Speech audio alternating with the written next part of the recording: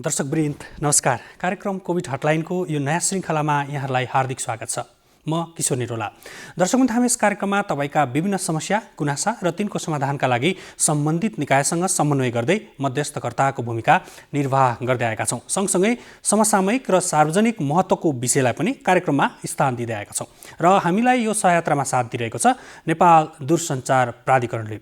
आज पनि तपाईका विभिन्न खालका समस्या, जिज्ञासाहरू प्राप्त भएका छन्। सँगसँगै केही सार्वजनिक महत्त्वका विषयलाई कार्यक्रममा लिएर उपस्थित भएका छौँ। कार्यक्रममा प्रवेश गर्नुभन्दा अगाडि तपाईले सम्पर्क र जिज्ञासा गर्ने सम्पर्क माध्यमहरू प्रस्तुत गर्दैछौँ।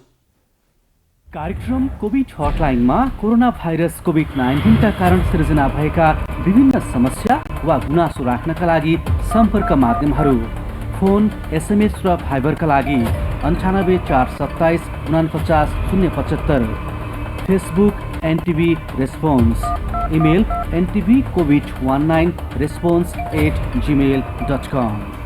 दर्शकवृन्द, तपाईले तपाईका समस्याहरू र जिज्ञासाहरू 24 घण्टा यी सम्पर्क माध्यम मार्फत हामीलाई पठाउन सक्नुहुन्छ। हामी सम्बन्धित निकाय र सम्बन्धित विज्ञसम्म तपाईका समस्या र जिज्ञासालाई पुर्याउने मध्यस्थकर्ताको भूमिका निर्वाह गर्नेछौँ।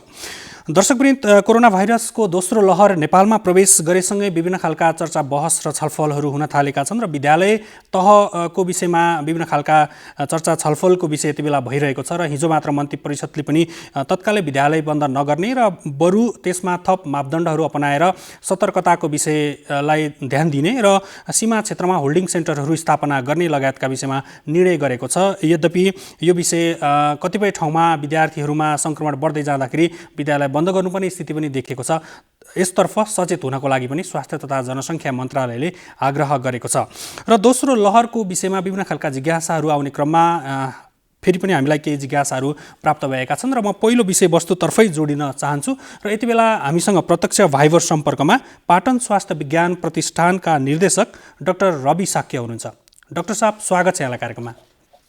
धन्यवाद, सबैलाई नमस्कार। हजुर, मैले अलिकति भूमिकामा पनि जोडेँ। पछिल्लो समय अलिकति सङ्क्रमितहरूको सङ्ख्या पनि बढ्दै गएको छ। पाटन अस्पताल आफैमा पनि कोभिड-19 का सङ्क्रमितहरूको उपचार जुन बेला पिक आवर रहेको थियो त्यति बेला पनि निकै सक्रिय रूपमा पाटन अस्पतालले काम गरेको छ र त्यो हिसाबले पनि अलिकति तपाईँहरूको अनुभव आम दर्शकहरूलाई सेयर गर्नको लागि पनि यहाँहरूलाई जोड्नको लागि हामी आवश्यकता ठान्यौँ र पछिल्लो तपाईँहरूकोमा आएका बिरामीहरूको सङ्ख्या कस्तो छ, सँगसँगै लक्षणको हिसाबले कस्ता व्यक्तिहरू त्यहाँ आउनुभएको छ, यहीँबाट सुरु गरौँ कुराकानी। अब पछिल्लो कुरा गऱ्यो भने अहिले हप्ता दिन 10 दिनकै मात्र कुरा गर्न थाल्यो भने अब अस्तिभन्दा अलिकति बढेको नै अवस्था छ। हजुर, तपाईँले भन्नुभयो जस्तै पिक आवरमा त हामीले भर्ना गर्ने बिरामीहरू त 250 भन्दा पनि माथि पुग्थ्यो। हाम्रो बेड क्यापेसिटी भर्ने हुन्थ्यो। बिचमा यो सङ्क्रमण कम हुँदै गएपछि हाम्रो वार्डहरूमा भर्ना हुने सङ्ख्या 10-12 जना भन्दा बढी थिएन। त्यसैले हाम्रो सेवाहरूलाई हामीले अलिकति सङ्कुचित गरेको अवस्था थियो। तर पछिल्लो एक हप्ताको आकलन गर्ने हो भने अब फेरि दिन प्रतिदिन चाहिँ बढ्दै क्रम चाहिँ जारी छ। अहिले तपाईँले हाम्रो भर्ना हुने रेट हेर्ने हो भने अहिले एभरेजमा हामीसँग 80 जनाको चाहिँ दरले चाहिँ भर्ना भइरहेछन् र आइसियु पनि अलमोस्ट मोटामोटी पुरा भरिएको अवस्था। हाम्रो अहिले कोभिडको लागि भनेर 21 वटा आइसियु छन्। त्यसमा 17 भन्दा माथि नै देखिन्छ पछिल्लो एक हप्तामा है। अनि भर्ना हुने क्रममा चाहिँ एभरेजमा दिनमा 10-12 जना चाहिँ भर्ना गर्नुपर्ने अवस्था छ। अब हुन त अहिले पिसिआर टेस्ट गर्ने रेट बढेकोले पनि होला, पिसिआर गर्ने रेट बढेको अनुपातमा अनि यो पोजिटिभ पनि अनुपात करिब बढेकै अवस्था छ। एकताका त हामीले टेस्ट गर्ने 40 देखि 50 जना टेस्ट रेटमा 0.00 रिपोर्ट गरेको हामीले थुप्रै दिन थियो। अब अहिले पछिल्लो एक हप्ताको हेर्ने भने सरदर 25 देखि 30 जना पोजिटिभ हामीले पाइरहेछौँ। हजुर, त्यहाँ भर्ना हुन आउने व्यक्तिहरू चाहिँ जुन व्यक्तिहरू हुन्छ कुन उमेर समूहको हुनुहुन्छ, सँगसँगै त्यहाँ आउनुभएका चाहिँ सबै सङ्क्रमित नै हुनुहुन्छ अथवा के हो? अब होइन, यो शङ्का लागेपछि आउने हो। हाम्रो त पहिलादेखि नै यो स्क्रिनिङ हाम्रो क्राइटेरिया छ। ज्वरो आएको, रुगाखोकी लागेको, त्यसै गरी अनि श्वास प्रश्वासमा चाहिँ समस्या देखेकोहरूलाई चाहिँ हामी त्यसलाई कोभिड हुनसक्छ भन्ने शङ्का गरेर त्यसलाई स्क्रिनिङ गर्छौँ नै। अनि स्क्रिनिङ गर्दाखेरि अब आजकल त हामीसँग एन्टिजेन टेस्ट भन्ने छ, त्यो जुन हामीले 15 देखि 30 मिनटको भित्रमा नै हामी निर्णय गर्छौँ त्यसलाई कोभिड हो होइन भन्ने कुरा। अनि कोभिड त्यो एन्टिजेन पोजिटिभ आयो, कोभिड हो भन्ने लाग्यो, अथवा चाहिँ एन्टिजेन नै नेगेटिभै भयो भने यदि हाम्रो डाक्टर साहबहरूलाई एकदमै स्ट्रङली क्लिनिकली चाहिँ सस्पेक्ट लाग्छ कि यो कोभिड नै हो भने हामी कोभिड वार्डमा भर्ना गर्छौँ। अनि बाँकी चाहिँ एन्टिजेन नेगेटिभ छ, कोभिड होइन भने हामी बाँकी अन्य नन कोभिड वार्डहरूमा भर्ना गरिरहेको अवस्था हो। त्यसैले प्रायः त यसरी छुट्टिन्छन्।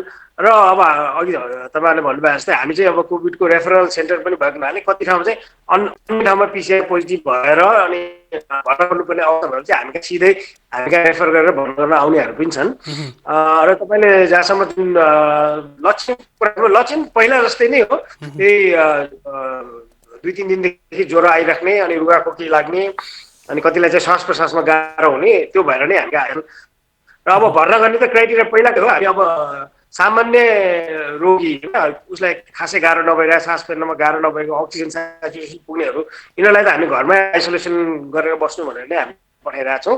र जसलाई चाहिँ अक्सिजनको जो छ घर चाहिँ सम्हाल्न गाह्रो छ तिनीहरूलाई एडमिट गर्ने देखि लिएर अनि अब सिनियर भने त हामी आइसियुमा।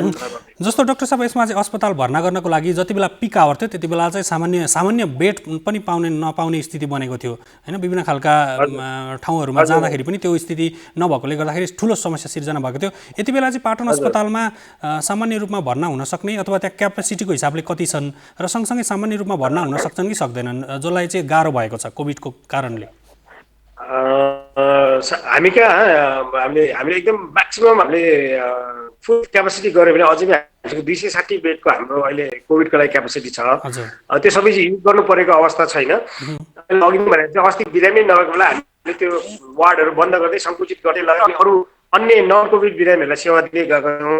बिस्तारै नन कोभिडको वार्डहरूलाई फेरि कोभिडको लागि चाहिँ डेडिकेट गर्दै हामीले भर्ना गर्दै गएका छौँ। सामान्य रूपमा भर्ना गर्न हामी कहाँ खासै समस्या छैन, तर 2-3 दिन अगाडि नै पनि अलिकति हामीलाई अप्ठ्यारै हो। यो आइसियु चाहिने बिरामीहरू चाहिँ भत्तो बढेको थियो र आइसियु चाहिने बिरामी गर्नलाई चाहिँ अलिकति मुस्किल भएर हामीले दायाँ बायाँ खोजखाज गर्नुपर्ने अवस्था चाहिँ आइसकेको थियो। हामी एकदमै यसमा अलार्म छौँ। यो बिरामीको चाप बढ्न छ, हामी हाम्रो क्यापेसिटी बिस्तारै बढाउँदै जान्छौँ नि। डाक्टर साहब हामी प्रिपेयर छौँ। आइसियुको विषयमा चाहिँ के आइसियु चाहिँ भरिसकेको हो त्यहाँ कहिले? अब आज भराइ छैन, अस्तिको दिन चाहिँ 21 थियो। अहिले हामीले जस्तै आजको दिन भन्नुभयो भने बिहानसम्म चाहिँ हाम्रो 16वटा आइसियु बेड चाहिँ भर्ना भएर चाहिँ सिरियस बिरामीहरू थिए। त्यसैले आइसियु चाहिँ पाउन चाहिँ कहिले अलिकति गाह्रो चाहिँ हुनसक्छ र सामान्य लक्षण छ। अब अक्सिजन मात्र दिनुपर्ने, घरमा बस्नु नसक्ने त्यो खालकोहरूलाई भर्ना गर्न समस्या छैन। अब बालबालिकाको हकमा पनि पछिल्लो समय सङ्क्रमण चाहिँ बालबालिकामा बढी भयो भन्ने खालको पनि कुरा आएको छ। यहाँहरूको अस्पताल पाटन अस्पतालमा चाहिँ बालबालिकाहरूको कस्तो छ? हजुर, यो सबैले चर्चामा गरिरहेको र न्युजमा पनि त्यस्तै देखाएको अवस्था छ। तर पाटन अस्पतालको हकमा हाम्रो खासै अनुभव त्यस्तो चाहिँ छैन अहिलेसम्म। मैले आज बिहानै मात्र पनि यो पिडियाट्रिक्सको प्रोफेसर साहब हाम्रो एचओडी साहबलाई चाहिँ कुरा गरेको थिएँ। हामी कहाँ अहिलेसम्म 30 भन्दा मुनि एकदम यङहरू त हामीले खासै पोजिटिभ भएर एडमिट गर्नुपर्ने अवस्था देखेको छैन र बालबालिका किशोर अवस्था त छैन नै भन्दा नै हुन्छ। अहिलेसम्म पाटन अस्पतालमा कोभिड पोजिटिभ भएर भर्ना गर्नुपर्ने अवस्था त्यस्तो बालबालिका चाहिँ हामीले भेटाएका छैनौँ। अब विशेष गरी दोस्रो छाल अथवा यो दोस्रो यो कोभिड-19 को सङ्क्रमण बढिरहँदाखेरि चाहिँ तपाईँको सुझाव विशेष गरी पाटन अस्पतालको तर्फबाट के रहन्छ आम दर्शकहरूलाई? यो हामीले सुरुदेखि नै हामीले यसलाई एकदमै महत्त्व दिँदै भन्दै आएको हौँ। मान्छेहरूले चाहिँ के सोच्छ भन्दाखेरि यो कोभिड भइहाले पनि मान्छे बचि नै हाल्छ, यसले केही पनि हुँदैन भन्ने मान्छेले एकदम सहज रूपमा लिन थालेको थियो। अब यसमा जसलाई चाहिँ पर्छ, जसका आफन्तहरू बित्छन् उनीहरूलाई मात्र थाहा छ कि यसले कति मतलब मान्छेलाई चाहिँ दुःख दिन्छ भन्ने कुरा। पर्सेन्टेज वाइज पहिला हो हाम्रो नेपालको कन्टेक्समा मान्छे मर्नेहरू 1% भन्दा मुनि नै थियो, तर तै पनि जसलाई भयो तिनीहरूलाई त बिचराहरूको त एकदम ठुलो नै। हजुर, हामी कुराकानी गर्दैछौँ पाटन अस्पतालका निर्देशक डाक्टर रवि साक्यसँग। विशेष गरी पाटन अस्पतालले कोभिड-19 को सङ्क्रमण नियन्त्रणका लागि गर्दै आएको प्रयासको विषयमा कुराकानी गर्दै थियौँ र विशेष गरी बालबालिकाको विषय पनि बढी समाचारमा आइरहँदाखेरि के हो त साँच्चै अस्पतालहरूमा बालबालिकाको सङ्ख्या बढेको हो त भन्ने विषयमा पनि कुराकानी गर्दै थियौँ। डाक्टर साहब, मैले जोड्दै थिएँ विशेष गरी पछिल्लो समय जुन खालको सचेतना अपनाउनु पर्ने देखिएको छ नि, जुन दोस्रो छाल आइरहेको छ कोभिड-19 को, यहाँको सुझाव के रहन्छ? यो जसले पहिला भयो अथवा जसले चाहिँ अहिले कतिपयले त खोप पनि लगाएछन्, तिनीहरूले पनि यो संवेदनशील हुनु र सतर्कता अपनाउनु चाहिँ छोड्नुहुन्न। यो भ्याक्सिन चाहिँ 100% फुल प्रुफ छैन, यो हामी सधैँ भन्दै आएको हो। यो भ्याक्सिन सके तापनि उनीहरूलाई सङ्क्रमण नहुने होइन, भ्याक्सिन लगायो भने सङ्क्रमण भए तापनि उनीहरू सिरियसली बिरामी हुँदैनन् भन्ने हामीले त्यहाँसम्म चाहिँ आशा गरेको हो। त्यसैले भ्याक्सिन लगाए अथवा मलाई पहिला भइसक्यो भन्दैमा चाहिँ हामीले हेलचेक्राइ गर्नु हुँदैन। त्यो जुन सामान्य जुन हाम्रो पहिलाको सतर्कता छ, मास्क लाउने, सामाजिक दूरी कायम गर्ने, त्यसपछि बारबार हात धुने, यो सबै चिजहरू चाहिँ हामीले अझै पनि भन्यो भने अहिले झन् महत्त्व छ त्यसको। यो चिजमा चाहिँ सबैजना गम्भीर भएर यसलाई पालना गर्नु होला भन्ने मेरो अनुरोध छ। अनि थोरै बिरामी भइहाल्यो, केही भयो, शङ्का लाग्यो भने अस्पताल जान चाहिँ ढिलो नगर्नु होला भन्ने नै मेरो अनुरोध छ सबै। हुन्छ डाक्टर साहब, यहाँको यो महत्त्वपूर्ण समय र जानकारीको लागि धेरै धेरै धन्यवाद। धन्यवाद। दर्शकबिन्दु, उहाँ हुनुहुन्थ्यो पाटन स्वास्थ्य विज्ञान प्रतिष्ठानका निर्देशक डाक्टर रवि साक्य। विशेष गरी कोभिड-19 को पछिल्लो अवस्था र त्यहाँ भर्ना भएका बिरामीहरूको सङ्ख्या सँगसँगै लक्षणहरू र बालबालिकाको विषयमा पनि हामीले त्यहाँबाट जानकारी लिने प्रयास गरेका थियौँ र बालबालिकाको कुनै पनि त्यहाँ सङ्ख्या भर्ना नभएको भनेर उहाँले जानकारी दिनुभएको छ। यद्यपि समाचारहरूमा बालबालिकामा बढी सङ्क्रमण भएको भन्ने खालका विषयहरू आइरहँदाखेरि यसलाई पुष्टि समेत गर्नुपर्ने थियो। त्यो हिसाबले पनि हामीले यो विषय उठाएका थियौँ। अर्को विषय छ, भेन्टिलेटरसँग सम्बन्धित विषय छ। त्यसमा प्रवेश गर्नुभन्दा अगाडि केही महत्त्वपूर्ण सन्देश यति बेला प्रस्तुत गर्दैछौँ। यदि कुनै व्यक्तिलाई सङ्क्रमण भएको छ र रुगाखोकी वा श्वास प्रश्वास सम्बन्धी रोग लागेको छ भने खोक्दा, हाच्छिउँ गर्दा, बोल्दा निस्किने साना साना कणलाई रोक्ने काम मास्कले गर्दछ। त्यसैले मास्कको उचित प्रयोगले कोभिड-19 को सङ्क्रमणबाट धेरै हदसम्म बच्न सकिन्छ। मास्कको प्रयोग गर्दा ध्यान दिनुपर्ने कुराहरू: मास्क लगाउनु अघि मिची कम्तीमा 20 सेकेन्ड साबुन पानीले हात धुने वा सेनिटाइजरको प्रयोग गर्ने। मास्क च्यातिएको छ कि छैन वा सफा छ कि छैन जाँच गर्ने। मास्क खुकुलो छ र छेउबाट हावा छिरेको छ भने त्यसले काम गर्दैन। त्यसैले मास्क लगाउँदा डोरीमा समाई अनुहारमा टम्म मिल्ने गरी लगाउने। मास्क लगाउँदा नाक, मुख र चिउँडो ढाकिने गरी लगाउने। मास्कको रङ्गीन भागलाई बाहिर पारेर लगाउने। युज एन्ड थ्रो नाम दिएको मास्क डिस्पोजेबल भएकोले यसलाई एक पटक प्रयोग गरेपछि पुनः प्रयोग नगर्ने। डिस्पोजेबल मास्क धोएर, सुकाएर वा उल्टो फेरेर नलगाउने। सकभर मास्कलाई हातले नछुने, लगाउँदा र फुकाल्दा डोरी मात्रै प्रयोग गर्ने। एक अर्काबाट कम्तीमा 2 मिटर टाढा बसौँ। घरबाट बाहिर जाँदा अनिवार्य मास्क लगाऊ। दर्शकवृन्द, यति बेला खोप अभियान देशव्यापी रूपमा सञ्चालन भइरहेको छ र आजबाट मात्रै नेपाल सरकारले 40 वर्षदेखि 59 वर्षसम्मका व्यक्तिहरूलाई कोरोना खोप लगाउँदैछ। यो वैशाख 5 गतेसम्म यो अभियान सञ्चालन हुनेछ। विशेष गरी सवारी चालक, सहचालक लगायत अत्यावश्यक सेवामा काम गर्ने व्यक्तिहरूका लागि चीनबाट ल्याएको 8 लाख डोज खोप रहेको थियो, त्यो खोप वितरण गरिँदैछ, खोप लगाइँदैछ।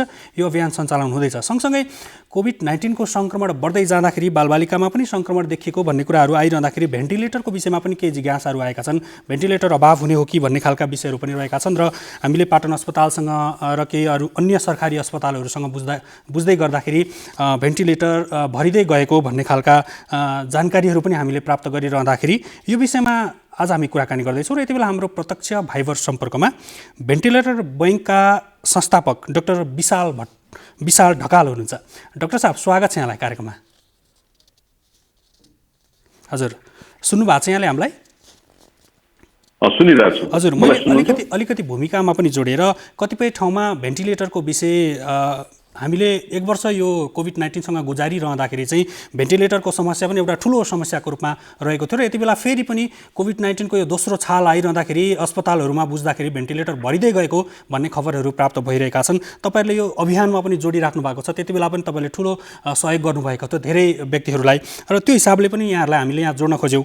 यति बेला देशभर भेन्टिलेटरको अवस्था कस्तो छ, यहीँबाट कुराकानी सुरुवात गरौँ। अब हामीले कोभिड-19 भनेको अब 19 सकेर 20तिर टेक्दाखेरि चाहिँ हाम्रो यो प्रकोप सुरु भएको, त्यसको बिचमा पुग्दाखेरि चाहिँ हामी कहाँ पनि देखिन थालेका थियौँ। त्यसपछि तपाईँको अहिले चाहिँ अब 1 वर्ष बितेर अब हामी चाहिँ 2021को मिडसम्म भन्दाखेरि 1.5 वर्ष जस्तो यो महामारीमा चाहिँ अल्झिया छौँ डिसेम्बरबाट। भनेपछि हाम्रो जुन लेभलको पूर्वाधार थियो स्वास्थ्य क्षेत्रमा, त्यसमा यो फड्को चाहिँ मारेको छ, जुन कुरा हामीले 10औं वर्षमा पनि अचिभ गर्न सक्दैनथ्यौँ होला। तर त्यसले चाहिँ हामीलाई त्यही पनि अझ पनि पुरा चाहिँ सुरक्षा दिन सक्दैन, यो सर्जमा चाहिँ चाहिन्छ भनेरै हामीले बनाएको हो। अब भेन्टिलेटर ब्याङ्क बन्दाखेरि चाहिँ हामीले अब यो सर्ज म्यानेजमेन्ट भन्छौँ, अनि सामानहरूलाई थुप्राएर राख्ने, अब कुनै भनौँ न गाडीलाई भाडामा दिने जति कुरा हो, जहाँ चाहिँ मान्छेले एक ठाउँबाट अर्को ठाउँमा पुग्न।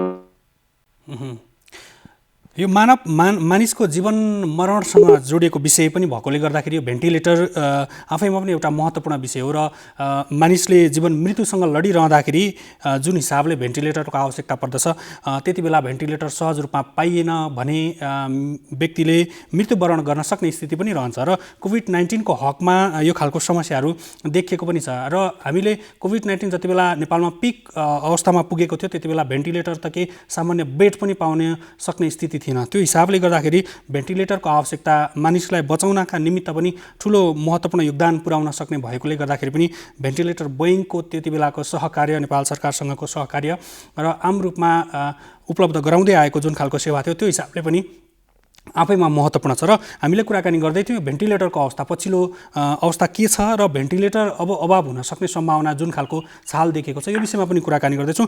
डाक्टर विशाल ढकाल, यहाँलाई मैले जोड्दै थिएँ र यो पछिल्लो यो अब अभाव हुने भन्ने खालका कुराहरू पनि आइरहेको छ र सरकारी अस्पतालहरूमा त लगभग भरिसकेको अवस्थामा छ।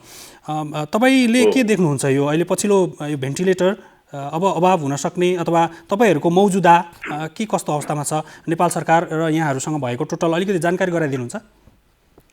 हाम्रो मौजुदात चाहिँ 70वटा मेसिन जस्तो हो, 70वटा चाहिँ विभिन्न लेभलको हुन्छ। अब भेन्टिलेटर चाहिँ तपाईँको एउटा पाइप हालेरै गर्ने हुन्छ घाँटीमा छिराएर, अर्को चाहिँ तपाईँको पाइप नछिराइकन गर्ने नन इन्भेजिभ हुन्छ। त्यसमा पनि नन इन्भेजिभमा पनि हाम्रो 2 थरीको छ। एउटा चाहिँ हाई फ्लो, जुन चाहिँ अक्सिजनलाई नै प्रेसरमा दिएर अक्सिजनको क्वालिटी अथवा गुणस्तर बढाएर त्यसलाई चाहिँ दिने गरिन्छ, त्यो हाई फ्लो नेजल क्यानुला भन्छ। त्यसको चाहिँ त्यो चाहिँ नयाँ मसिन हो, संसारमै नयाँ कुरा छ। त्यो कोभिडमा एकदम धेरै प्रयोगमा अक्सिजन कमी हुने, फोक्सोले काम गर्न सक्ने त्यतिखेर चाहिने मसिन चाहिँ हामीले नौलो टेक्नोलोजी पनि हामीले प्रवेश गरायौँ नेपालमा। सो त्यसको पनि मौजुदात छ। त्यसपछि तपाईँको बाइप्याप भन्ने मसिन हुन्छ, त्यसको पनि मौजुदात छ। र मेकानिकल भेन्टिलेटर जुन चाहिँ हाम्रो छातीमा पाइप हालेर बेहोस बनाएर भनौँ न कोमामै लगेर चाहिँ गर्नुपर्ने हुन्छ, त्यो पनि हामीसँग मौजुदातमा छ। अब अहिले फेरि मैले अलिकति जानकारी लिन खोजेको यो नेपालमा भएका भेन्टिलेटर जुन जनशक्तिको विषय पनि बारम्बार आउने गर्छ, हामीलाई एउटा गुनासो पनि प्राप्त भएको छ। मनाङमा चाहिँ 2077मा किनेका धेरैवटा भेन्टिलेटर चलाउने जनशक्ति नै भएन भन्ने एउटा गुनासो पनि छ। सँगसँगै नेपालमा भएका भेन्टिलेटरहरू चाहिँ अलिकति आउटडेटेड भए, पुराना भए र अहिले कोभिडको कारणले गर्दाखेरि त नयाँ अत्याधुनिक आउनुपर्ने हो भन्ने खालका कुरा पनि छन्। यसमा अलिकति जानकारी गराइदिनुहुन्छ आम दर्शकलाई, के छ अहिले नेपालको अवस्था? हामी अत्याधुनिक भेन्टिलेटर प्रयोग गर्न सक्ने भएका छौँ, आएको छ नेपालमा? होइन, अत्याधुनिक भेन्टिलेटर हामीसँग चाहिने नचाहिने, कुन लेभलको चाहिने भन्ने कुरा हो। अब कुरो के छ भनेदेखि मानव संसाधन भनेको त्यही नै मान्छे हो जसले चाहिँ मेडिकल स्कुल पढेर MBBS गरेर अनि तपाईँको स्पेसलाइजेसन गर्छन्। उनीहरूलाई 2-3 महिना तालिम दियो भने उनीहरूले सक्छन् भेन्टिलेटर म्यानेज गर्न, होइन? तर कुरो के छ भनेदेखि हामीले मेसिनै किन्नुपर्ने, त्यही किन्दाखेरि नै फाइदा हुने या त्यो कुरा बाहेक अरू कुरा गर्न नसक्ने अथवा नयाँ सोचमा काम गर्न नसक्ने, भाडामा नलिन सक्ने, भाडामा दिन नसक्ने, यो सबै कुरा भनेको त हामीले गर्दै नगरेका, कोसिस नगरेका कुराहरू हुन्। ट्रेनिङ 2 महिनाको गरिएन अथवा भाडामा दिन खोजिएन पब्लिक प्रोक्योरमेन्टमा खालि टेन्डरिङको प्रोसेसलाई मात्रै चाहिँ आत्मसात गरियो, जहिले पनि पब्लिक हस्पिटलमा चाहिँ नयाँ कुरा मात्रै दान दक्षिणा दिएको पनि नयुज गरियो भन्दाखेरि हामीले पूर्वाधार बनाउनमा चाहिँ सोच किन दिएनौँ भने त्यसको उपयोगिता देखिएन। रिफर गर्दाखेरि राम्रो भयो, एउटा अस्पतालबाट अर्को अस्पतालमा जाँदाखेरि बरु सामाजिक भनौँ न एउटा चाहिँ भनौँ न इट्स अ भेरी सामाजिक इस्यु के यो। कस्तो भनेदेखि मेसिनको उपयोगिता या तपाईँ भन्नु गाडीलाई चलाउनलाई पहिले गाडी किन्ने कि गाडीको ड्राइभिङ लाइसेन्स किन्ने के यो चाहिँ। हजुर हजुर हजुर होइन, सो हामी चाहिँ त्यो मान्छौँ कि गाडी पनि हुनु पर्यो, त्यो सिक्न पनि ठाउँ हुनु पर्यो र सामान पनि चाहियो। भनेको सामानै नभइकन हामीले तपाईँ गर्नुहोस् भनेर पनि भन्न मिलेन। सामान दिएपछि केही समय लाग्छ, एडप्ट हुनु पर्यो। अनि त्यो कुरा चाहिँ एकदम त्यो कस्तो भने चिकन एन्ड एग भन्छ अङ्ग्रेजीमा, त्यो चाहिँ पहिले कुखुरा आयो कि पहिले चल्ला आयो भने के पहिले अन्डा आयो भने जस्तो हो कि। हजुर हजुर अलिकति यो भेन्टिलेटरको विषयमा चाहिँ कस्ता व्यक्तिहरू कोभिडसँग जोडिरहँदाखेरि चाहिँ कतिपय अवस्थामा भेन्टिलेटरमा पुग्दाखेरि चाहिँ बचिन्छ भन्ने खालका विषय पनि आयो र यहाँहरूसँग हामीले त्यति बेला छलफल पनि गरेका थियौँ यो विषयमा। के व्यक्ति साँच्चै भेन्टिलेटरमा कोभिड-19ले एकदमै ग्रस्त छ, उसलाई एकदम सङ्क्रमण छ, यद्यपि उसले भेन्टिलेटर पाएको अवस्थामा ऊ बच्न सक्छ अथवा त्यो चाहिँ एउटा उपचारको विधि मात्र हो अथवा प्रक्रिया मात्र हो? यस्तो हो, अब कोभिड मात्रै होइन, कुनै पनि बिमारी भेन्टिलेटरमा पुग्छ भने उसले बाँच्ने क्यापेसिटी उसमा कम हुन्छ, उसमा चाहिँ फोक्सोको कमजोरी अथवा अक्सिजनेसनको प्रोसेस चाहिँ एकदम कम हो। भनेको जिउले अक्सिजन पाउन सक्ने क्यापेसिटी फोक्सोले गरेन भनेपछि उसलाई चाहिँ फोक्सोलाई काम गर्न सहयोग गर्ने अथवा फोक्सोले काम गर्न नपरोस् भनेर बाहिरी शक्ति लगाएर मेसिनबाट दिने भएकोले त्यसलाई मेकानिकल भेन्टिलेसन भन्ने हो होइन। त्यो मान्छेले त त्यतिकै पनि एकदम 50% भन्दा बढी त उसको ज्यान त गइसक्यो भनेर हामीले भन्छौँ। अब त्यसबाट हामीले कोभिडकै केसमा पनि भन्यो भने मान्छे कोल्याप्स भएपछि हामीले दिने हो भने चाहिँ 50% उसको चाहिँ बाँच्ने योग्यता त घटिसक्यो भनेर बुझ्नु पर्यो। अब कोभिडमा पनि धेरै बिरामीहरू राम्रोसँग केयर गरेकोमा हाम्रा साथीभाइहरू जो चाहिँ सघन चिकित्सामा चाहिँ राम्रो दखल राख्नुहुन्छ, उहाँहरूले गरेको सेवा नेपालभरबाट आएको प्राप्त गरेको तथ्याङ्क अनुसार चाहिँ नेपालमा संसारमा गरिने राम्रो प्र्याक्टिसहरू मध्येको डेटामा हाम्रो मृत्यु दर भेन्टिलेटरमै गयो भने पनि राम्रो छ। अब डाक्टर साहब त्यसलाई नराम्रो भनेर हामीले चाहिँ नेगेटिभली हेर्ने कि नहेर्ने भन्ने कुरा हो होइन, तर मृत्यु हुन्छ भन्ने कुरा हो।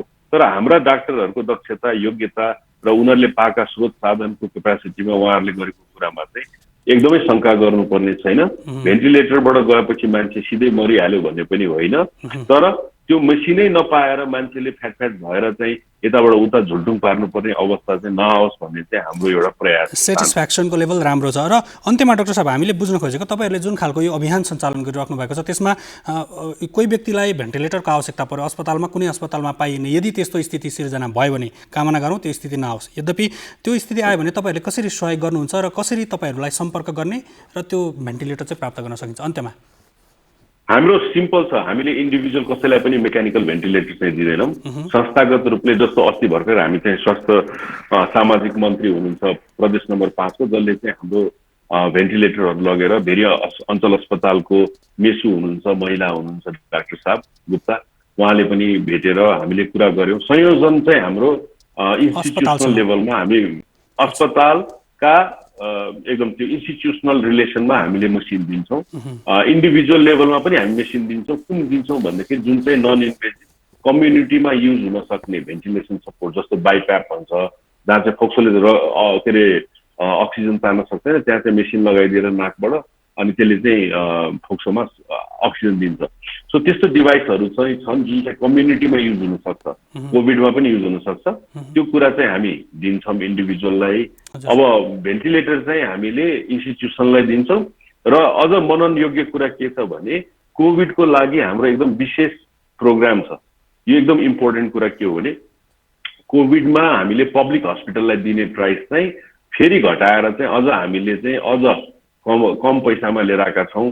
त्यो कुरा चाहिँ वीर हस्पिटल अथवा टिचिङ हस्पिटल लिने पैसा भन्दा कममा चाहिँ कसैले पनि इन्स्टिट्युसनले यदि आफ्नो बिरामीलाई चाहिँ रिफर गर्न चाहँदैन, सेवा गर्छु भनेदेखि तुरुन्तै सेवा के अरे हामीसँग सम्पर्क गरेर आफ्नो एउटा चाहिँ कागजी कार्यक्रमहरू गरेर अनि त्यसपछि गर्नुपर्ने हुन्छ। इन्डिभिजुअली फोन गरेर चाहिँ भेन्टिलेटर पाइँदैन, त्यो चाहिँ हो। हुन्छ डाक्टर साहब, यो महत्त्वपूर्ण जानकारीको लागि र यो समयको लागि धेरै धेरै धन्यवाद। हस् थ्याङ्क यू, हामीलाई बोलाउनु भयो, धन्यवाद। हजुर, दर्शकबिन्दु उहाँ हुनुहुन्थ्यो भेन्टिलेटर बैङ्कका संस्थापक डाक्टर विशाल ढकाल। विशेष गरी भेन्टिलेटरको विषय सरकारी अस्पतालहरूमा भरिँदै जाँदाखेरि पछिल्लो समय कोभिड-19 को सङ्क्रमण पनि बढ्दै जाँदाखेरि यसको अभाव हुनसक्छ र यो कसरी प्राप्त गर्न सकिन्छ, मानिसको ज्यान कसरी बचाउन सकिन्छ, मृत्युको मुखमा पुगेका व्यक्तिलाई कसरी बचाउन सकिन्छ भन्ने हिसाबले पनि यो विषयलाई हामीले कार्यक्रममा समावेश गरेका हौँ। कार्यक्रमको निर्धारित समय सकिन लागेको छ। कार्यक्रमबाट बिदा लिनुभन्दा अगाडि तपाईँले सम्पर्क र जिज्ञासा गर्ने सम्पर्क माध्यमहरू यति बेला प्रस्तुत गर्दैछौँ। कार्यक्रम कोभिड हटलाइनमा कोरोना भाइरस कोभिड-19 का कारण सृजना भएका विभिन्न समस्या वा गुनासो राख्नका लागि सम्पर्क माध्यमहरू। फोन, SMS र भाइबरका लागि 98 427 49 075, Facebook NTV response, email ntvcovid19response@gmail.com। हस्त दर्शकबिन्द, आजको कार्यक्रमबाट हामी सबैलाई बिदा दिनुहोस्। तपाईँ भने नेपाल टेलिभिजन हेर्दै गर्नुहोला। नमस्कार।